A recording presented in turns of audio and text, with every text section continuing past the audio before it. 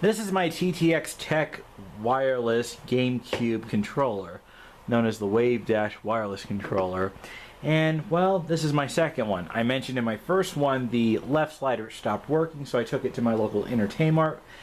They traded it for this one, which had served for a good 2 years. Unfortunately, recently when I was cleaning it, because the Z button was kind of loose and I was about to fix it, unfortunately, for whatever reason, the Z button does not work anymore. These work, this works, this works, these work, and the L and R work, but the Z button is crucial, especially if you're going to play games like Sonic Heroes, Super Mario Sunshine, any game that has the Z button as a main function. You know, you need the Z button for Sonic Heroes to use Team Blast.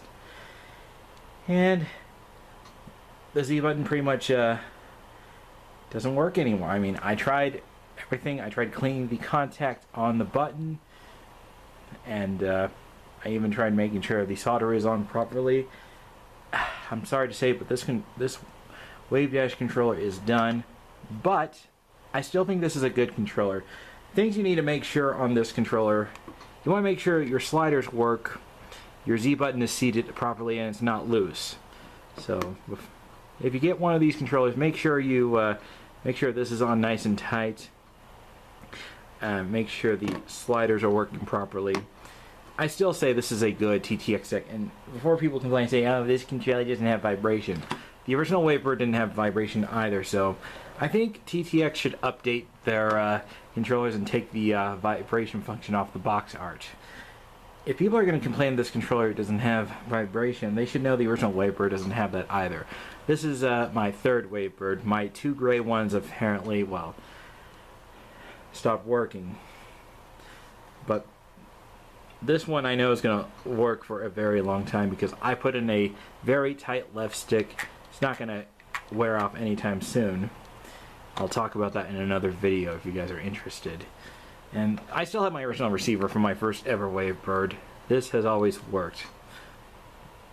Haven't had a problem with it. But as for this one, I'm probably going to sell this to someone who may know how to fix this or want to use this for parts or whatever.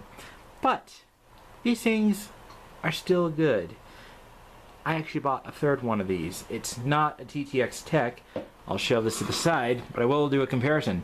On eBay, there was this seller who was selling this generic AliExpress GameCube controller for $9, although I did have to pay a bit extra for the shipping and PayPal. But this is essentially the same as this. The only difference is this says TTX Tech, this says nothing. But it's essentially the same principle on the inside. If you were to take both of these apart, same with the receivers, it's the same. Even the old school Falcon controller is the same. I don't have the old school Falcon. I would get my hands on it, but I've read online they had mixed reviews. So I got this on eBay from a reputable seller, really nice person, and I've tested this with a few games, and let me just say, well, if there are some key differences, aside from the left and right sticks, these are not the original caps. These are. And I swapped them with a replacement left and right caps that you would get for your normal GameCube controller. Because, well, I mean, these tend to hurt your thumb, so maybe switching them to a different one will be less of an issue. And it also, the left stick on mine for whatever reason was rubbing against here, making a weird, well, rubbing against the octagon on the controller, so I stuck a replacement stick in here and it stopped doing that. But other than that, the analog sticks work good. The D-pad is good as well. The start button does its job. The face buttons, again, I like the satisfying click. It feels like an arcade joystick. The shoulder buttons work good. I've tested it with Luigi's Mansion. I've been actually been playing a good few hours of Luigi's Mansion. I'm actually in the third part where you have to get, well, where you're able to go to the second floor and have to get certain ghosts, even that Bolas's boss, which I have yet to make it that far, but that's another story for another time. It's the same as the TTX Tech, which is a copy of the Wavebird. In fact, here's a Wavebird for comparison. And yes, you can swap the back on these two. You could stick this one on here. Well, you'd have to see this fits here, and this one, oh, unlike the TTX Tech, this one actually fits nicely. You could have a black controller with a silver back and vice versa. Although getting it the official, oh, never mind. Oh, seems like the no-name Wavebird wannabe. And just like the TTX Tech, this one also has 8 Phillips screws. This has tri-wing. I don't know if you could take the screws from the and put it on the official Nintendo one. I think the screw posts are too big for that. But other than that, I'm very satisfied with this controller. Also, here's the receiver. It looks similar to the TTX Tech one. It just says receive, and there's nothing on the receiver. And if you were to compare on a legit Wavebird, you would have your Nintendo GameCube wireless receiver, model number DOL005, made in China, the FCC, Nintendo, and the other two obviously say nothing on it. And I don't know if these are interchangeable. I would only do that if the receiver you got with yours does not work, or if you want to Frankenstein the two. But other than that, I'm very impressed with this generic controller. So let's go ahead and test it out with some games and prove a point that this is a good controller. Alright, I got the controller plugged into the first receiver. Sometimes the receiver will blink and flash, but unplugging it or turning it off and on will fix the problem. Let's go ahead and do some Luigi's Mansion. I'll zoom in so you can get a better look. Yeah, that cutscene is creepy. So, I'm going to demonstrate with the triggers. As you can see, Luigi walks around good with the left and right. Oh, I didn't know you can move the with the C stick.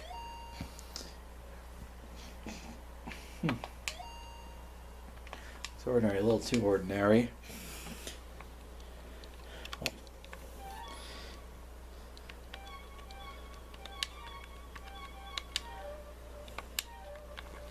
The left and right do work, by the way. I'll demonstrate that with another game. A button works. X works. Y works. Now I'll show the trigger sensitivity. Watch.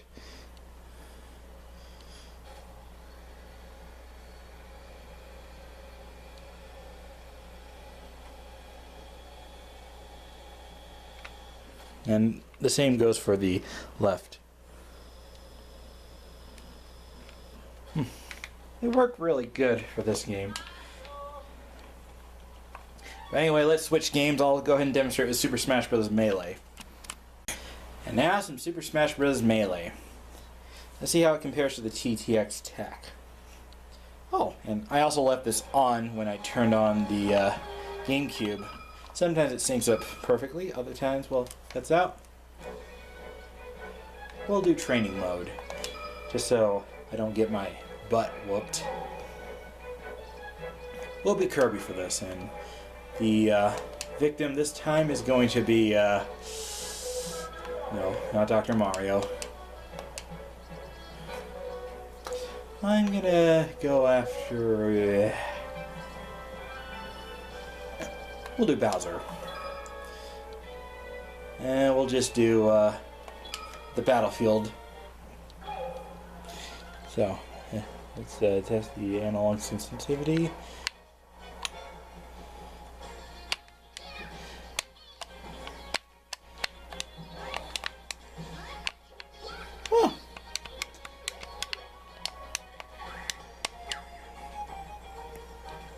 I will do some light shielding.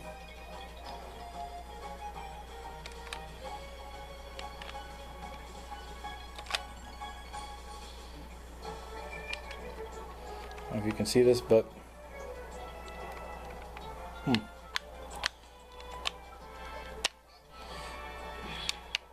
take this, Bowser.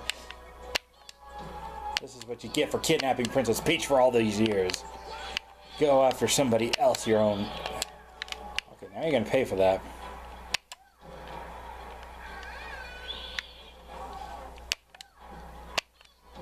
There. Okay. Oh, and by the way, the Z button works too, if you can see that. And if you can see, the left and right does work. You know, this controller actually works not too bad with this game. I'm actually surprised. This actually worked better than my TTX Tech controller. So far, I'm very impressed with it. I'll go ahead and pop in another game. We'll try it out with Super Mario Sunshine next. Now, the worst Mario game in existence, Mario Sunshine. And I know one of my friends would disagree with me on that, but he has his opinion, I have mine.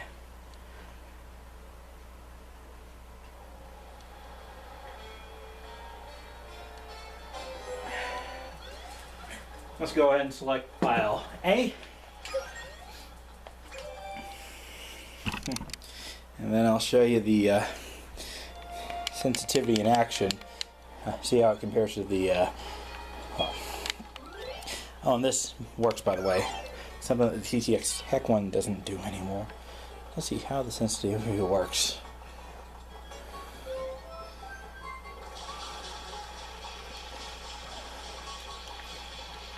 Huh.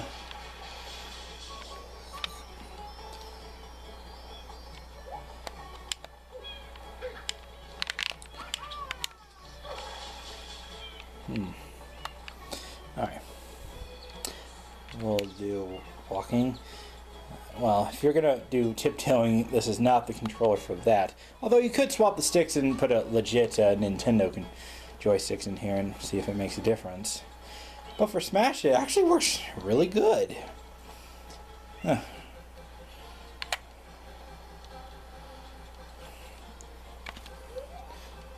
I'll push lightly on the joystick. See? Lightly. See? You don't really have a full range with the joystick. And it acts like you're going full throttle with this controller. But everything else works just fine. The buttons work good. Overall, very impressed. Now I'll test it with Sonic Heroes. Now Sonic Heroes. This is also a good game to test out the analog stick and the C-stick.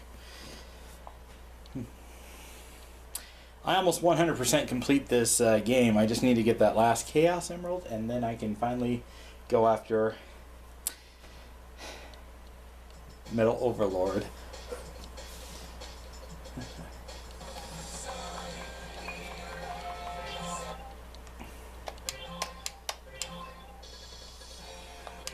I'll select a challenge mode. We'll be Team Rose for this. We'll do the special mission. Okay, here we go. I don't know why people hate Amy Rose in this game. The whole marriage thing was a joke. Have they forgotten how supportive she is in this game? I won't get into that rant. That's another topic for another time. We'll use the right stick. As you can see, I'm pushing lightly, and then all of a sudden, yeah. As you can see, I'm trying to push lightly. Yeah, not really ideal for that. Yeah, Kareem, we know. The sensitivity is not bad. So,